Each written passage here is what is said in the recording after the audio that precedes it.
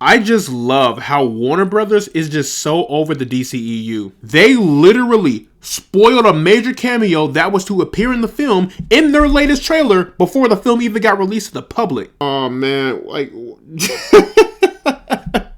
Good luck, James Gunn.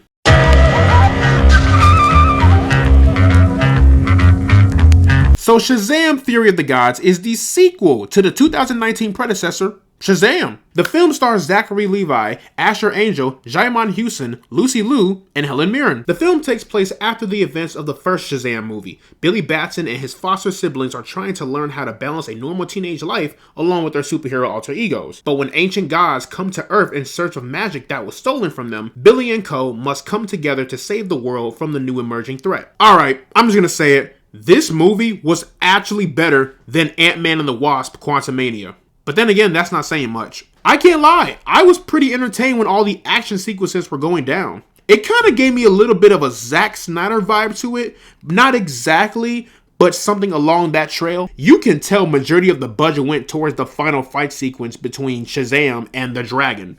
Which I can't lie, it was pretty dope. I will say, I really did like the chemistry between the foster siblings. I thought they all did a really good job at bouncing back off of each other. Whether it be banter, making jokes, or telling each other the hardcore truths, or trying to uplift one another. I thought they all had really good chemistry, despite the absurd or just downright dreadful situation they appear to be in. I also really liked the chemistry between Athena and Freddy. I thought those two went hand to hand pretty damn well. The relationship between the two felt genuine. The conversations felt realistic. And truth be told, if the chemistry between those two didn't work, this movie probably would not have worked as well. Also, this movie is way darker than I thought it was going to be. Everything from turning people into stones to just whispering in people's ears, causing them to commit acts of violence. For a family-friendly movie, I do appreciate that. Okay, now that I've talked about the pros, let's talk about the cons. And first things first, this movie had way too much humor. The humor in this movie was just way too campy and way too over the top for me to really enjoy it. The humor in this movie was just so cringe. It got to the point where it was so over the top and so unbearing.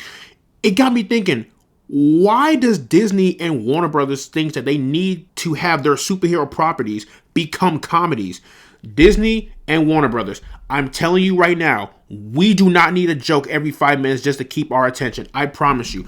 I promise you. I promise you we don't. I promise you. There were moments where it felt like it was leading up to a serious scene, but then it got ruined by a stupid, mediocre joke. And it just kind of took me out of the movie because, like, look, this movie actually had potential. But the humor just came in and just ruined all of those potentially serious moments. There were a couple of plot holes and certain character decisions in which I was like,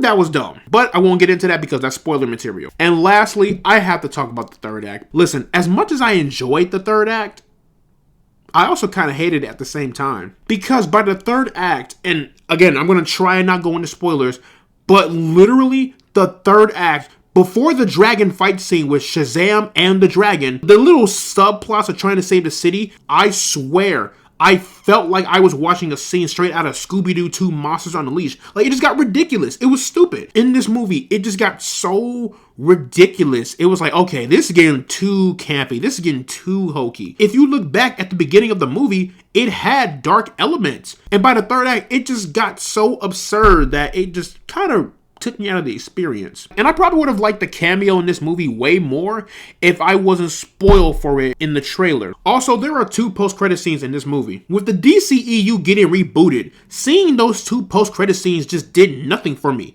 It's like the universe is getting rebooted. So whatever you're trying to build up, it's going nowhere. This universe is dead. Done for. I can't get excited for something that's not going to happen. So those post-credit scenes, as cool as they were, it's not going anywhere. But guys, in the end, Shazam! Fury of the Gods, it's okay. It's one of those movies you can take your children to go see. It's like kind of like a family fun film with some dark elements, but I think the children will definitely appreciate the campy and corny humor. But as far as adults, I don't know. So plugging Shazam 2, Theory of the Gods, into the rank system, I am going to put this in the pass zone. I don't think it's a completely terrible movie, but it's a movie that I just don't want to watch again anytime soon. But if I have to choose between this one or Ant-Man the Wasp Quantumania, I am picking Shazam Theory of the Gods every time, and you cannot convince me otherwise. Alright, so that was pretty much my review for Shazam Theory of the Gods. Let me know down in the comment section what you thought of Shazam Theory of the Gods. Did you love it? Did you hate it? Are you excited for the new DC reboot? Let me know down in the comment section below, and I will see you all in the next one. For the love of God! Please!